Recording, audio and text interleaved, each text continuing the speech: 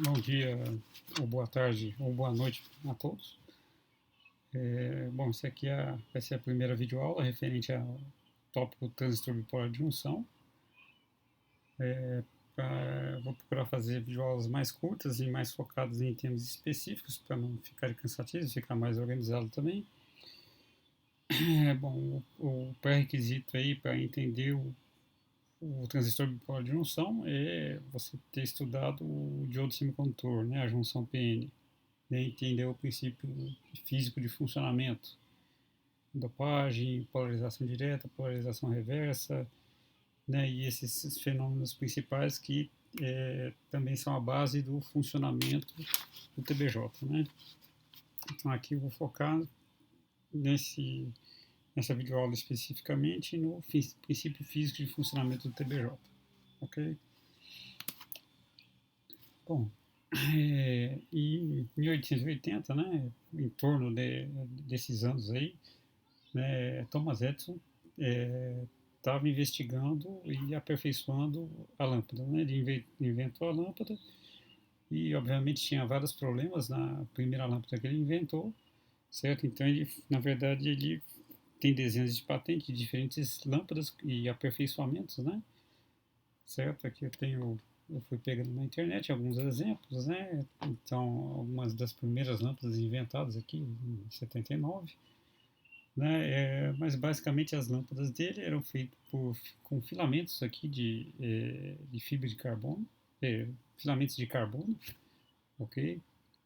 E um grande problema que ele tinha é que esse filamento de carbono, ao longo do tempo, ia se desgastando, certo? E eventualmente queimava, certo? E aí, nessas investigações aí de tentar descobrir o porquê desse desgaste do filamento, né, para ele tentar aperfeiçoar a lâmpada, né, ele percebeu que esse material aqui ia se desprendendo, né, e o bulbo aqui da lâmpada começava a ficar meio enegrecido, ok?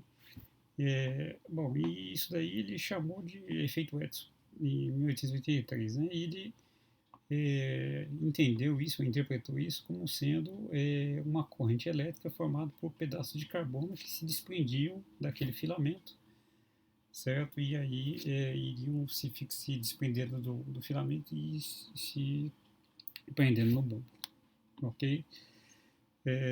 Bom, mas na verdade, né, em 1853, o Becquerel já havia reparado num fenômeno, na verdade é o mesmo fenômeno, só que em experimentos diferenciados,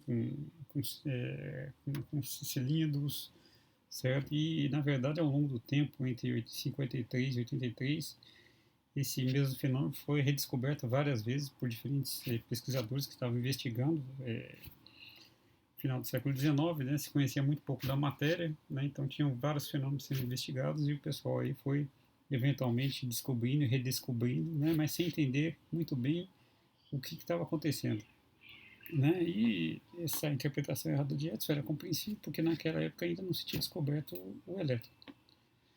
Ok? Em 79, né, William Crookes interpretou esse, essa emissão termiônica, né, como sendo, na verdade, um movimento de partículas carregadas e não átomos. Ok? E entre 97 e 99, né, Joseph John Thomson, né, ele realizou uma série de experimentos utilizando tubos de raios católicos, que tem alguma coisa a ver com essa lâmpada que o Thomas Edison inventou. Obviamente era otimizado para outras coisas, né? Era um tubo de vácuo, o pessoal utilizava mais alta tensão, tensões mais altas para acelerar essas partículas carregadas que eles estavam tentando investigar. Né? E nessa série de experimentos, né? Crookes conseguiu descobrir a razão aí de carga e massa do elétron, certo? Foi uma série de experimentos muito famosos aí na física, né? E com essa confirmação experimental da existência do elétron, né, o efeito termiônico foi, digamos, melhor entendido e melhor definido, né, a definição que tem até hoje, né?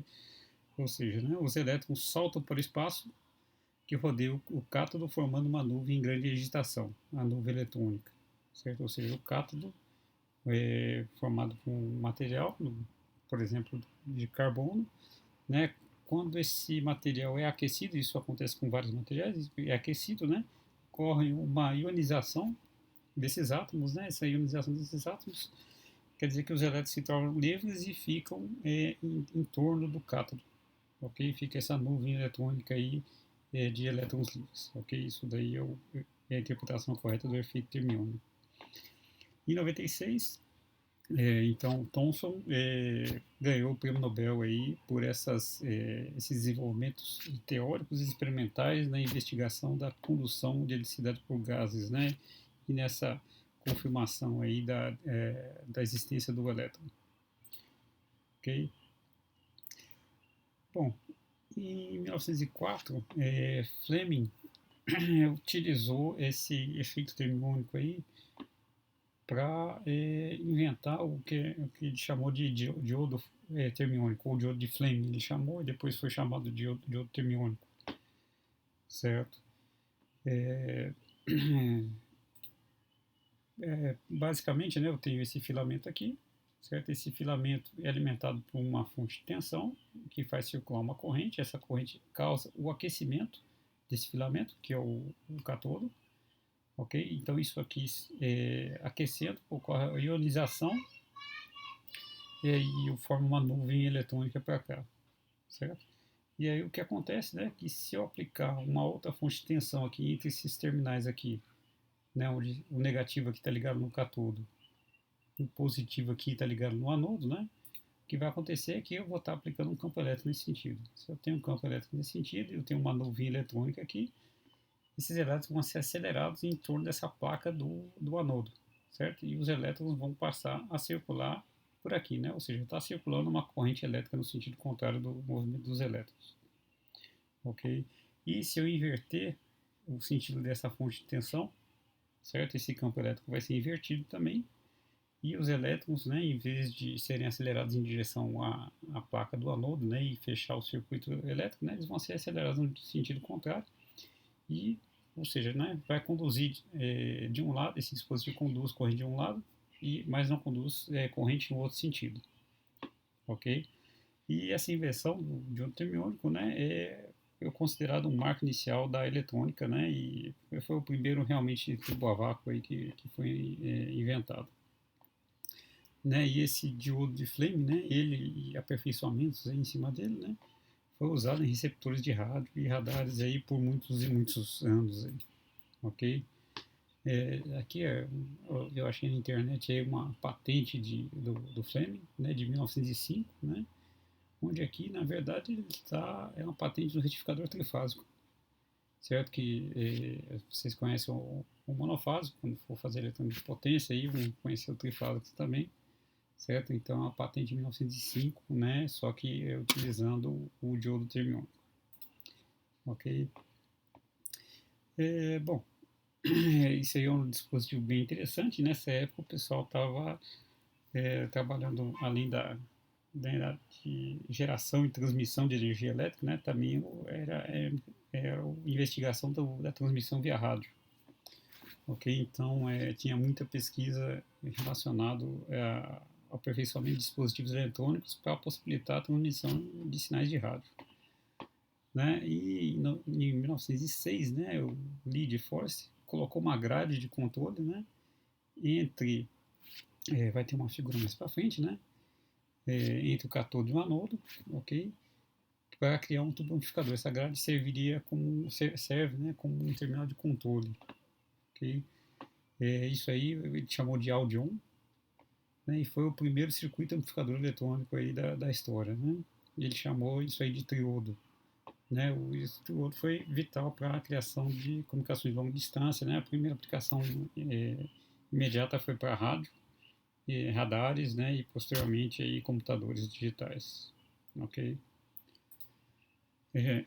Bom, e aqui está o triodo, né? Então a gente pode ver aqui que tem esse circuitinho aqui que é um circuitinho auxiliar que, na verdade, ele é feito enrolado aqui em torno do cátodo, porque a corrente elétrica vai passar aqui para causar o aquecimento do cátodo, ok? Então eu tenho uma fonte só para causar esse aquecimento do cátodo, né? Então, as válvulas são bem conhecidas por demorarem um certo tempo para funcionar. Mesmo os equipamentos de raio-x modernos, né? Você liga e ele demora 2 segundos, é um tempo rápido, né? 2 segundos aí para aquecer e para começar o funcionamento correto dele, né? Então, ele vai aquecer o cátodo, ele vai levar um certo tempo para chegar na temperatura ideal de operação, certo? Eu tenho uma fonte de tensão VG, né? Aqui nesse gráfico, né, a gente tem as curvas de esse eixo aqui, a corrente que vai principal aqui que vai passar através do tubo, certo? Esse daqui é o VA, é uma fonte de tensão que eu já vou mostrar aqui, certo? E essas curvas aqui são para diferentes valores de VG, que é essa fonte de tensão que na verdade é um valor negativo, né? Então na verdade a tensão correta aqui é invertida, né? Ok? Então eu tenho essa fonte de tensão VA, que é a fonte de tensão, digamos, principal. Essa aqui seria a tensão de controle, ok? E o que acontece, né, é que à medida que se eu for variando nessa tensão VA, né, eu vou aumentando esse campo elétrico, né? Então, aumentando o VA, eu vou aumentando o campo elétrico, né? Então, essa nuvem eletrônica que está aqui, né, o que vai acontecer é que vai ser acelerado mais para cá, né? Então, a corrente tende a subir linearmente aí conforme eu vou aumentando a tensão VA, ok? E o interessante é que agora eu tenho essa grade aqui e se eu variar essa fonte de tensão VG, né? Por exemplo, se o VG for igual a 0 volts, eu vou obter essa curva característica. Se o VG for para menos 1 volt, eu vou obter essa curva característica, né? Ou seja, né, as correntes agora são menores, né? Eu consigo variar a ordem de grandeza das correntes, certo? Variando esse cara aqui, certo? E eu consigo obter aqui um valor de certa forma proporcional ao VG, ok? Um valor maior de corrente aqui, variando o VG que tem um sinal pequeno, né? Então eu vou usar isso aí para fazer circuitos amplificadores de sinais, ok? Aqui o campo elétrico, né? Lembrando que o VG é negativo, né? Então o campo elétrico é o contrário, né? Então quando eu começo a aplicar 1 volt, 2 volts, né? Mais elétrons tendem a ser acelerados para lá, menos elétrons vão chegando nessa grade aqui, ok? E isso vai limitando os valores de corrente. Bom, o primeiro transistor foi inventado em 1947, a década de 40, 50, hein? Foi intensa, né, no sentido de melhorar obter um dispositivo que funcionasse de forma, fizesse o que a válvula faz, mas fizesse de uma forma melhor, né? A válvula tinha uma série de defeitos, né? Essa questão do aquecimento, por exemplo, do cátodo, né? Tem uma fonte de tensão só para aquecer o cátodo, ele demora um certo tempo, por isso que as televisões, a válvula antigamente, você ligava, ele tinha que esperar esquentar, e aí demorava um certo tempo, né? Os rádios também, né? Para começar o funcionamento adequado, né? Além disso, é um dispositivo, digamos, mais mecânico, né? Muito grande, mecânico, então ele queimava facilmente também, né?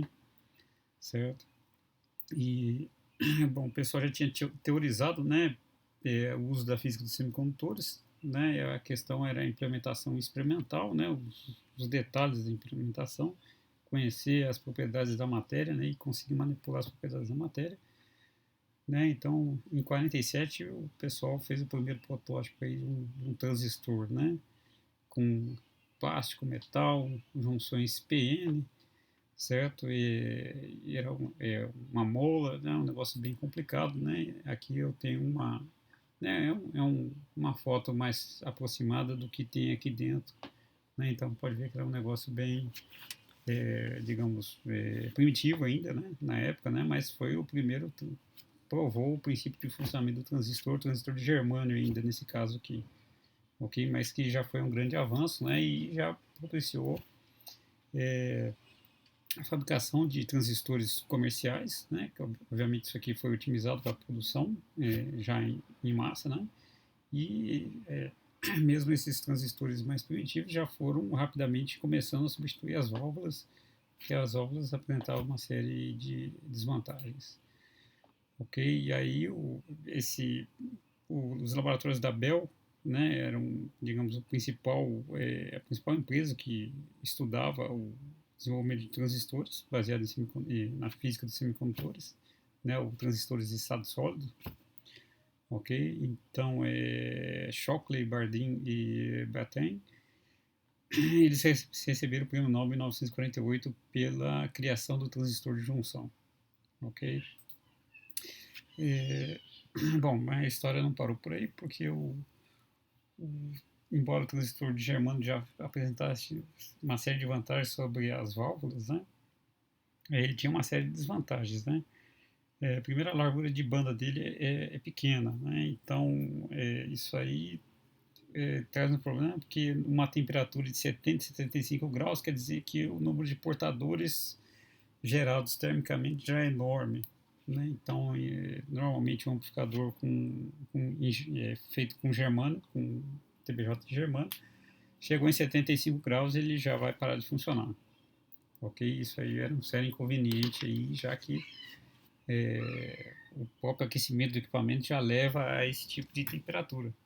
Certo? Em aplicações militares ou outras aplicações, né? Isso aí então fica impraticável, certo? Então teve uma corrida enorme aí para desenvolver o transistor de silício, né? O silício já era visto como tendo propriedades mais interessantes do que o germânio, só que trabalhar com material de silício era muito mais complicado, né? Para purificar ele, para passar ele para forma líquida, você precisava de uma temperatura muito mais alta do que o do germano, você gastava mais energia, né? Então, e aí a dopagem dele é mais complicada, era uma série de complicações, né? E o pessoal demorou algum tempo aí para conseguir fazer o transistor de silício, né? E na verdade, né, em 54, né, a Texas Instruments é que fez o primeiro transistor de silício. Algum tempo antes, a Bell Labs, né, conseguiu fazer um transistor de silício, mas na época os pesquisadores acharam que o TBJ que eles fizeram não era adequado para a produção em massa, certo? Então, tinham publicado aí esse desenvolvimento do primeiro transistor de silício, né? Então, se atribui o primeiro transistor de silício, né, a Gordon Till, da Texas Instruments, né, em 54, né? Eu estava procurando alguns sobre a história dos transistores, né? Então, todo ano haviam congressos aí específicos aí para física de semicondutores, desenvolvimento de TBJ, né? Em 54, num congresso, né? Todo mundo correndo atrás do transistor de silício, né? E aí eles foram apresentar um artigo, né, no congresso, e ele já começou falando: bom, a gente já está produzindo aqui o diodo de silício, né? E o pessoal olhou assim, como que é? Vocês já conseguiram fazer o transistor de silício? Ele falou, assim, já estamos produzindo, né? E tirou alguns transistores do bolso, né? Mostrando, já temos ele aqui, né? E ele tinha levado um rádio lá na hora, né? E colocou o rádio com o diodo de germânio, né? Então, e aí ele tinha levado alguma coisa em óleo, uma temperatura mais elevada, mergulhou naquele óleo mais quente e o germânio, que foi a mais de 75 graus, parou de funcionar na hora, né? E aí pegou um dos transistores que ele levou, né, substituiu na hora o transistor de germânio pelo de silício, mergulhou de novo no óleo e continuou funcionando, né? Foi uma demonstração realmente incrível. Queria ter estado aí nessa conferência para ver isso, né? E depois de fazer essa demonstração, ele só falou, ó, tem cópias do meu artigo aí na porta dos fundos aí, se vocês quiserem detalhes. Ele falou isso, já saiu correndo todo mundo atrás dos artigos dele, e ele ficou sozinho lá na sala que ele estava apresentando. Eu gostaria muito de ter presenciado isso daí, né? É bem interessante. Bom, aí depois disso houveram uma série de desenvolvimentos. Obviamente o transistor foi sendo aprimorado desde então, né? Em 55, o primeiro rádio automotivo transistorizado. Em 1960, primeira TV transistorizada, né, pela Sony, certo? A Sony, né, eu acho que creio que nasceu aí a partir de 1960 com essa televisão transistorizada. Em 65, né, a lei de Moore foi, digamos, estabelecida, né? O Moore foi acompanhando os desenvolvimentos dos transistores, né, e arriscou o palpite de que a cada ano o número de transistores numa mesma área de silício, né, ia ser dobrado, né? E a lei de Moore até hoje é válida, certo? E no início dos anos 2000, digamos, teve uma ameaça da lei de Moore começar digamos, saturar, né? O pessoal já estava tendo dificuldade, né? Mas aí começaram a estudar transistores com gatilho em 3D, certo? São FinFETs, que o pessoal chama. Isso aí deu uma, digamos, prorrogou a lei de Moore, né? E parece que agora, novamente, 2019, 2020, 2021, parece que está realmente havendo uma outra saturação, né? Os transistores aí hoje em dia 75 nanômetros, 25 nanômetros.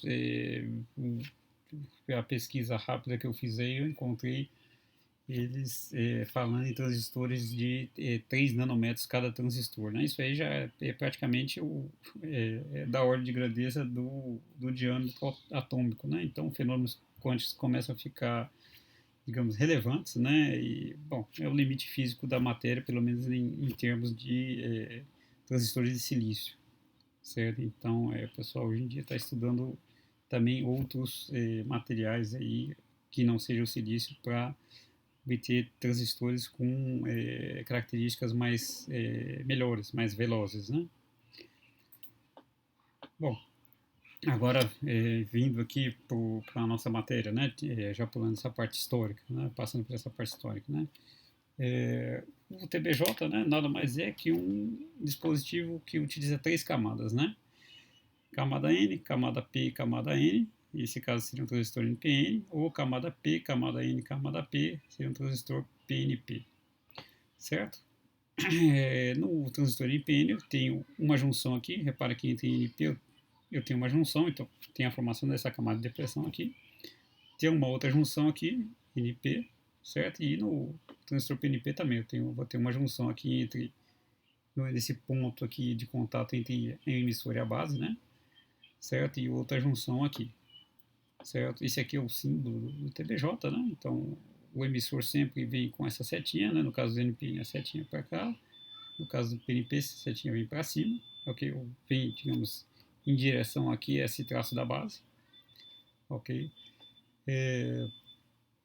Usualmente, digamos, quando se utiliza esse desenho, se utilizam, digamos, tamanhos iguais para a camada N, P e N, né? Mas, na verdade, na prática, né, esse comprimento aqui do coletor, ele é maior do que o comprimento do emissor, que é maior do que esse comprimento ou a largura, né? Esse delta X aqui, né? Esse ΔX aqui da base é muito menor e é da ordem de 150 vezes menor do que da largura do emissor ou do coletor, certo? Então isso aqui realmente é bem estreitinho, tanto no NPN como no PNP, certo? Outros detalhes importantes, né? Esse dispositivo não é assimétrico, além das dimensões físicas, tem a questão da dopagem, né? A dopagem do emissor é maior do que a dopagem do coletor, né? E a base é o elemento menos dopado, ok? Isso aí tanto no PNP quanto no NPN, né? Ou seja, né, a temperatura ambiente eu vou ter muito mais elétrons livres disponíveis no emissor e muito poucas lacunas livres na base, ok? No PNP eu vou ter muitas lacunas livres disponíveis no emissor e poucos elétrons livres na região da base, ok? Então, eu não gosto. Bom, vamos passar adiante aqui. Como eu falei, temos duas junções aqui, certo? Eu não gosto muito de utilizar esse desenho aqui, né? Certo? Porque dá a impressão que são simplesmente dois diodos aí ligados em anodo comum, em cátodo comum, e na verdade, se você ligar diodos dessa forma aqui, não vai funcionar como transistor, não vai acontecer nada, certo? Mais do ponto de vista aqui dos modos de operação, né, a gente pode utilizar isso daqui, certo? Então, bom, eu tenho uma camada, se eu ligar uma fonte de tensão com essa polaridade aqui, ou seja, positivo no emissor, negativo na base, quer dizer que a corrente tenderia a circular por aqui, né? Então, lembrando lá de diodos, né, a corrente tende a circular por aqui, só que em NP a corrente não penetra nesse sentido, né? Ou seja, está reversamente polarizado. Mesma coisa aqui, né? A corrente tende aqui, mas não penetra nesse sentido, certo? Mesma coisa no PNP, né? A fonte está nesse sentido, então a corrente não penetra para cá e a corrente não penetra para cá, né? Então, na verdade, as duas junções aqui, com essa polarização aqui, com esse sentido das tensões aplicadas, né? As duas junções são reversamente polarizadas, né? E, na verdade, nada acontece. Né? É a região de corte do transistor, né? E de funcionar como uma chave aberta, um circuito aberto, simplesmente. Ok? Não circula nenhuma corrente pelo circuito. Bom, se eu inverter agora as duas fontes de tensão, né? Então repara que agora o positivo está aqui, né? Então agora a corrente penetra nesse sentido, a corrente penetra nesse sentido, a corrente penetra nesse sentido, a corrente penetra nesse sentido, né? Ou seja, as duas junções estão diretamente polarizadas. Quando as duas junções estão diretamente polarizadas, a gente diz que isso é a região de saturação. Certo? Se a região de saturação, na verdade, eu tenho, na verdade, a condução plena do transistor, né? E entre coletor e emissor é não mais como um circuito aberto, mas é um circuito fechado, como se fosse um curto-circuito. Ok? Então, normalmente, quando a gente vai operar o TBJ como chave, eu vou alternar entre os modos de corte e saturação. Ok? Aí eu posso, por exemplo, acionar, abrir ou fechar um relé, ou ligar ou desligar um LED, ou qualquer coisa assim. Certo? Mas aqui nesse caso, o que a gente mais vai estudar no nosso curso é o modo ativo de operação. Ok? No modo ativo de operação, eu tenho a junção emissor-base diretamente e a junção coletor-base reversamente. Né? Então, positivo e negativo aqui, então a corrente tende a penetrar aqui, né? Opa, perdão. Então, a junção base-emissor está diretamente polarizada e aqui não penetra, né? Então, está reversamente polarizada a junção base-coletor. Ok? E no PNP é a mesma coisa, né? Penetra aqui e não penetra aqui, né? Então, diretamente polarizado emissor base, reversamente polarizado a base coletor. Ok? No ativo reverso, se eu inverter essas duas fontes de tensão, na verdade eu obtenho uma coisa análoga, né? Porque NPN tem uma certa simetria, né? Então ele tende a funcionar da mesma forma da polarização do modo de operação ativo. Ok? Só que como eu tenho assimetria no aspecto construtivo de cada uma das camadas, né? Então na verdade ele vai funcionar aqui no modo ativo, mas com um desempenho bem ruim. Ok? Ele até vai funcionar, eventualmente ele pode queimar, a junção base-emissor usualmente não aceita um valor grande de tensão reversa. Ok? Então ele pode acabar queimando, né? Mas a princípio ele conseguiria funcionar no modo ativo reverso, mas com um desempenho muito ruim. Então, na verdade, não é utilizado, que normalmente é indesejado. Bom, então, analisando agora a região ativa, né? Então, mais uma vez, né? Aqui eu tenho a região do emissor, coletor, base, certo? Camada N, camada P, camada N, certo? A base emissor está diretamente polarizada, certo? Bom, se ela está diretamente polarizada, né, vamos pensar como se fosse um diodo. Né? Então, quer dizer que as lacunas que estão aqui na minha camada P, elas tendem a ser injetadas no emissor e circular por aqui, certo? E os elétrons, né, que existem aqui na camada do emissor, né, tendem a ser injetados aqui na camada P, ok? Certo? Bom, mas aí começa a diferença em relação ao diodo, né? Como a camada P é bem estreita, né, e a dopagem é bem pequena, eu tenho muito poucas lacunas, certo? Então as lacunas injetadas da região da base para o emissor, na verdade, são uma parcela pequena de corrente, ok? Por outro lado, né, o emissor, né, é fortemente dopado, então o número de elétrons livres aqui é muito grande, certo? Então o número de elétrons livres injetados aqui do emissor para a base tende a ficar é, muito maior do que esse número de lacunas, né? Obviamente, algumas lacunas, nem todas as lacunas foram injetadas da base para o emissor, algumas lacunas restam aqui, né? E como estão passando elétrons aqui pela base, alguns desses elétrons podem sofrer uma combinação com essas lacunas remanescentes aqui, né? O que forma uma pequena parte de corrente aqui que vai se somar essa parcela aqui e forma a corrente de base, né? Bom, esse gráfico aqui Repare que o eixo X aqui, na verdade, é uma distância em metros ou em nanômetros, ok? Então, aqui eu tenho a junção emissor-base, né? Ou seja, esse pedacinho aqui, né? Essa junção emissor-base, ela está aqui, perdão. Esse é a junção coletor-base, ela está aqui, ela é reversamente polarizada, por isso ela tem uma região maior, ok? E o que acontece, né? Esses elétrons que foram injetados para cá, né, eles tendem a se acumular nas proximidades da junção emissor-base, ok? E à medida que a gente vai se afastando da junção emissor-base, a concentração desses elétrons, né, vai diminuindo, né? Então, ou seja, né, nesse pedaço aqui eu tenho muitos elétrons por centímetro cúbico, né? Aqui eu tenho um pouco menos de elétrons por centímetro cúbico, aqui eu tenho um pouco menos, né? E vem diminuindo dessa forma, ok? De tal modo que quando eu chego nas imediações aqui da junção coletor-base, né, essa concentração é zero, né? E essa comportamento da distribuição da concentração de portadores minoritários, aqui no caso da base, né, que é a camada P, né, ou seja, a concentração de elétrons aqui tem esse comportamento aqui linear aqui de distribuição de concentração, ok? Esse pontilhado aqui, na verdade, representa o que ocorre, já que alguns desses elétrons sofrem recombinação, então essa distribuição não é idealmente, embora seja idealmente linear, na prática, né, é esse tracejado aqui devido a essa parcela de recombinação aqui, certo? Bom, e evidentemente, né, como eu tenho uma derivada na concentração, derivada de concentração, o que ocorre é a corrente de fusão, né, ou seja, ocorre uma corrente de fusão de tal forma que os elétrons vão se deslocar da esquerda para a direita no sentido de tentar homogeneizar essa concentração de elétrons, né? Certo? Então os elétrons que vão chegando aqui por difusão, movimento aleatório de partículas ou de cargas, né, no caso, certo? Vão se deslocando das proximidades da junção emissor-base para as proximidades da junção coletor-base, ok?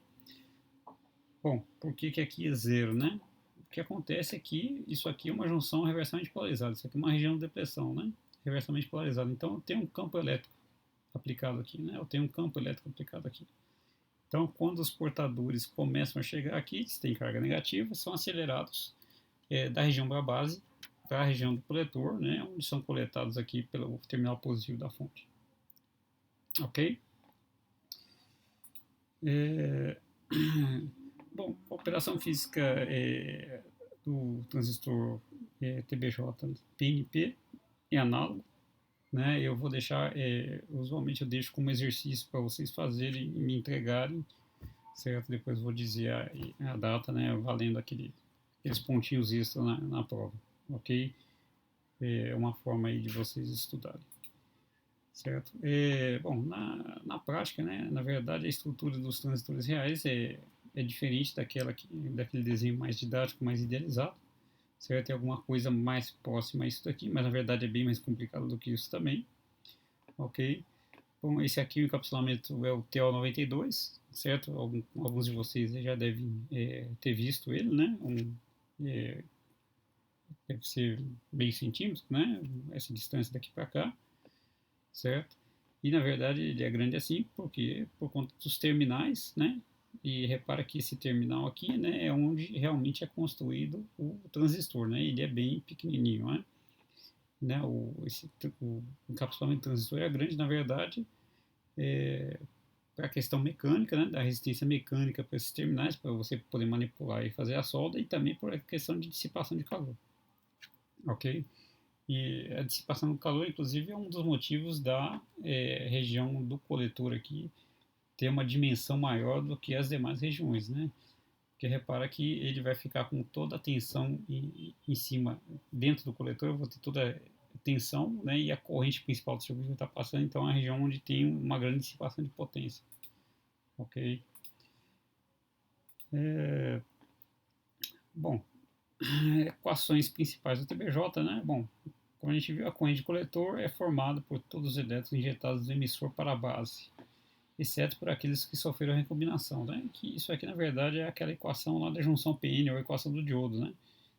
A corrente de coletor é igual a corrente de saturação, que depende das características físicas da junção, emissor-base no caso, vezes I elevado à tensão VBE, tensão base emissora aplicada, dividido pela tensão térmica, né, que a gente já definiu anteriormente, ok? E, bom, é interessante reparar, então, que a corrente de coletor, né, de acordo com essa equação, ela não vai depender da tensão coletor-base, né, e simplesmente da tensão VBE, ok? Bom, na verdade, o que acontece na parte que a gente vê uma certa dependência, uma certa variação da corrente coletor aí com a variação da tensão coletor-emissor, né? Bom, o que acontece na parte que... Bom, aqui eu tenho uma situação, uma certa tensão VCE, então repara que eu tenho essa junção diretamente polarizada.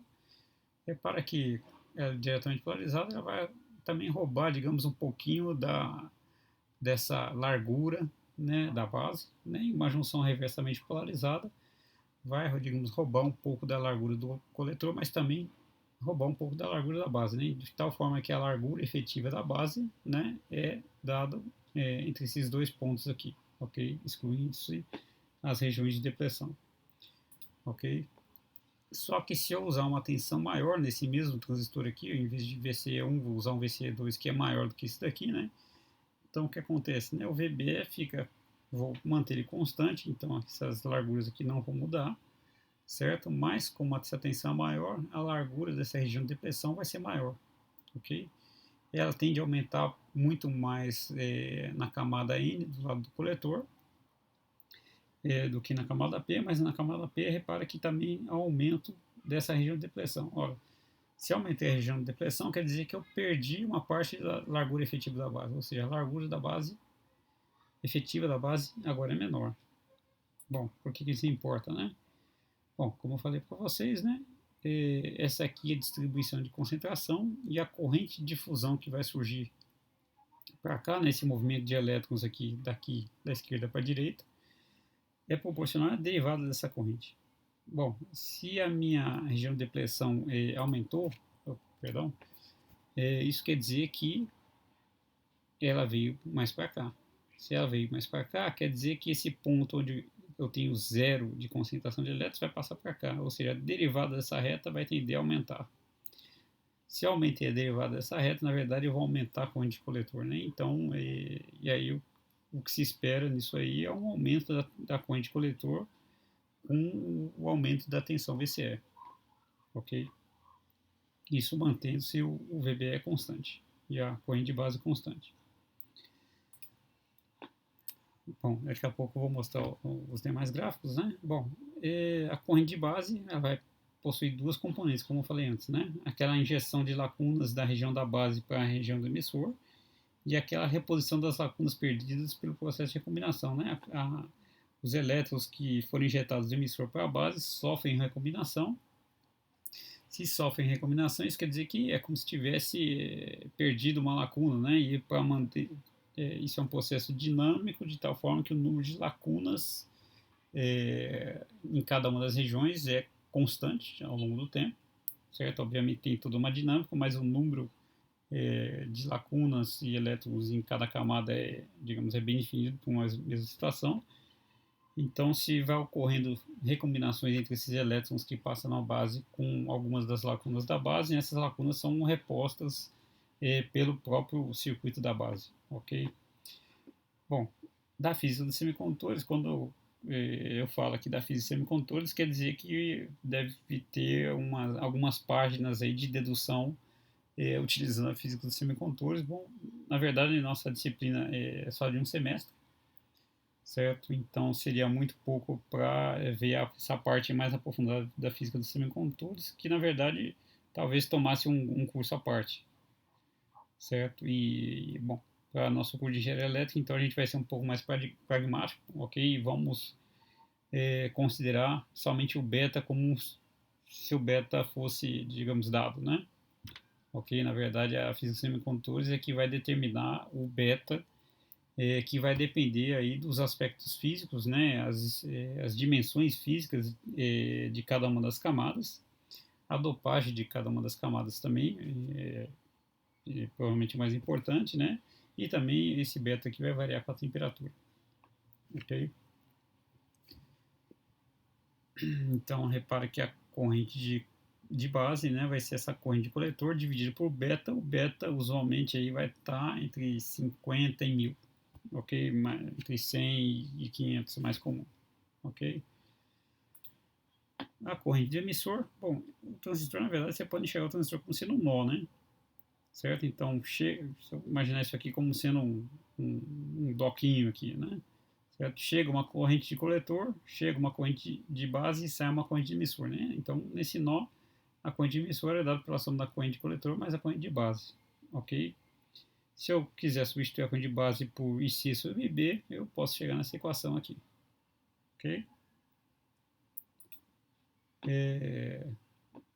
Bom, curvas características típicas aqui de um TBJ, né? Então, essa normalmente é apresentado dessa forma aqui, essas curvas características, né?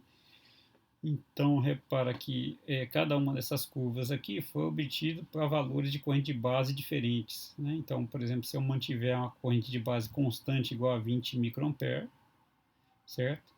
E se eu for aumentando a tensão VCE, né, repara que esse eixo aqui é a tensão coletor-emissor, esse eixo Y aqui é a corrente de coletor, ok? Perdão, é a corrente de coletor, certo? E esses valores indicados aqui são para a corrente de base, ok? Então, por exemplo, se eu falar que a corrente de base é 20 microampere e mantiver ela constante, à medida que eu for variando essa tensão VCE aqui, o ideal seria essa corrente de coletor aqui ser constante, né? Já que isso é igual a beta e B, né? Mas a gente viu que devido ao efeito Worley, né? A corrente de coletor vai aumentar, certo? Com o aumento de VCE, né? E realmente é o que ocorre aqui nessa curva, ok? Se não houvesse efeito Worley, né? Essas curvas seriam paralelas ao eixo X, ao eixo X, ok?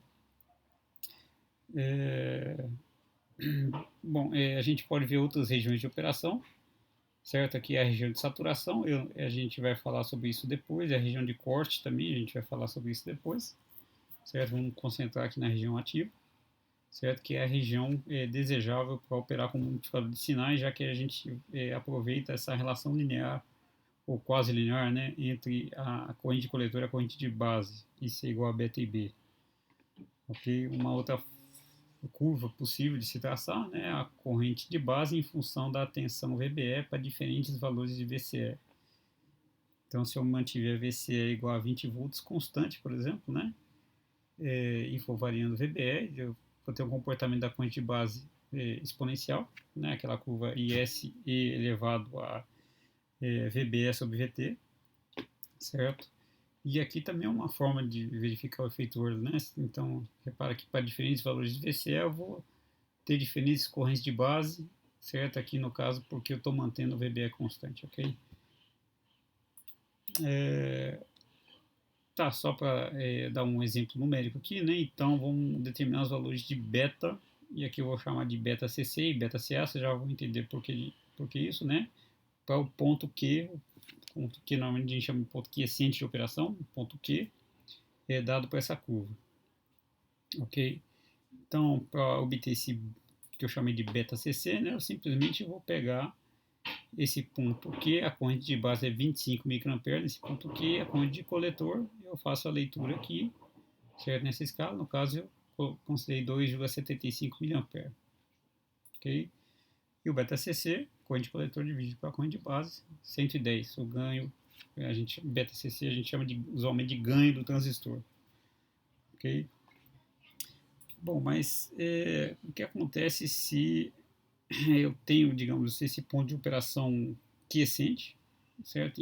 E eu jogo um sinal que vai ocasionar uma variação da corrente de base, né, em torno desse ponto quiescente de operação, né? Ou seja, eu tenho 25 microamperes, mas por algum motivo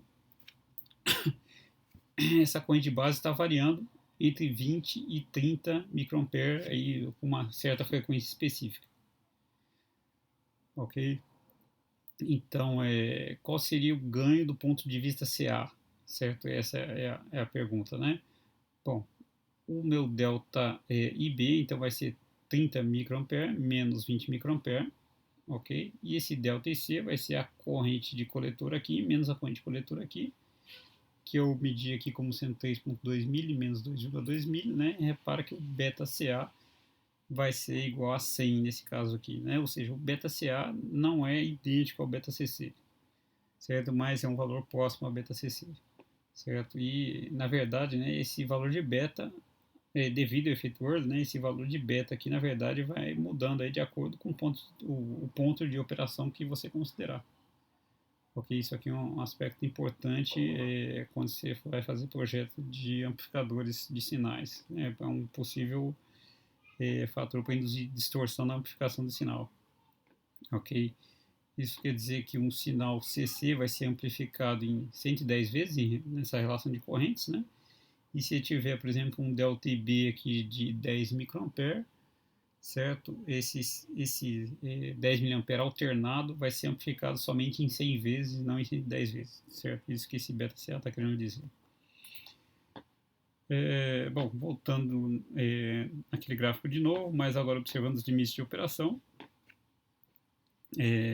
Bom, eu tenho, obviamente, limites de tensão e corrente que eu vou poder fazer cada TBJ que eu escolher suportar.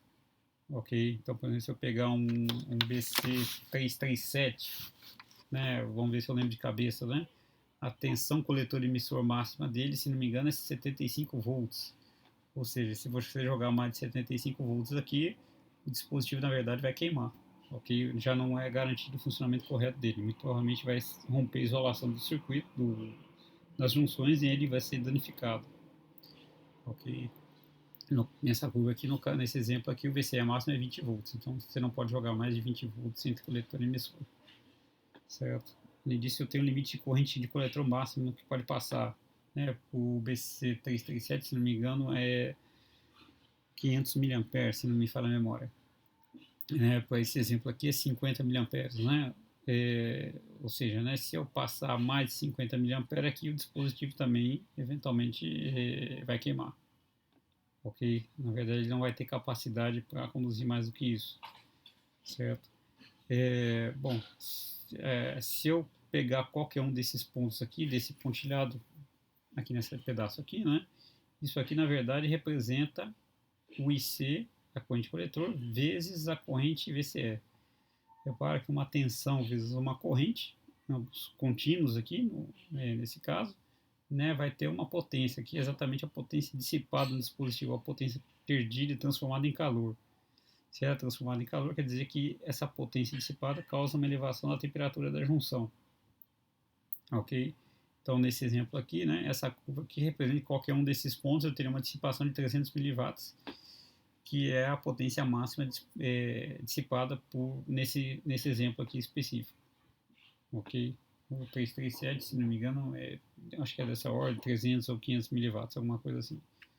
Obviamente eu tenho TBJs para diferentes valores de tensão, corrente e potência dissipada também, certo? Eventualmente tendo que a gente colocar esses TBJs em dissipadores de calor para ajudar a extrair o calor, certo? Essa potência dissipada, na verdade, acima dessa potência, o que vai acontecer é que a junção vai ultrapassar os 150 graus aí, e vai causar queima, né? A junção NPN, as camadas NPN vão se fundir, né? E o dispositivo vai queimar, ok?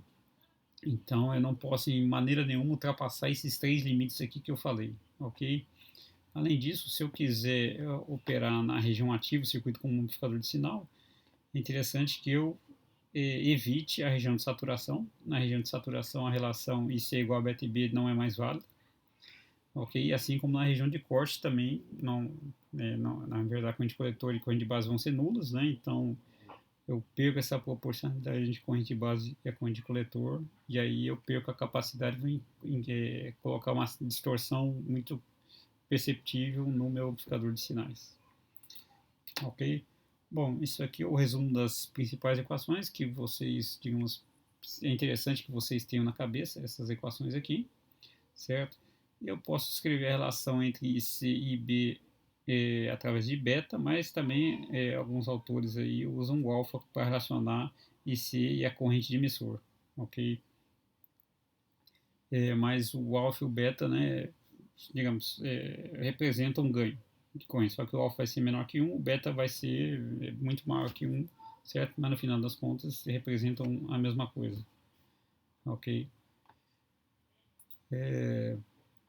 As referências que foram utilizadas aqui, na verdade, tem vários sites bem interessantes aí que traçam histórico. Eu vou disponibilizar também alguns artigos do I3E que conta um pouquinho da história do TBJ. É uma história bastante comprida, certo? Tem vários detalhes aí, diferentes dispositivos, cada dispositivo com a sua própria história, certo? O funcionamento físico, eu recomendo o livro do Cedric Smith, que, digamos, vai no nível aí de, sem entrar muito na física dos semicondutores, é um nível que eu vou cobrar aqui, que eu vou cobrar na disciplina de analógica, ok? Se vocês quiserem um pouco mais aprofundado, no site do MIT tem algumas aulas, não tem videoaulas, tem só alguns slides, né? Mas aí tem outros materiais, outras referências para se aprofundar no funcionamento físico aí, para quem se interessar mais por esse aspecto. Ok, pessoal? Então, obrigado.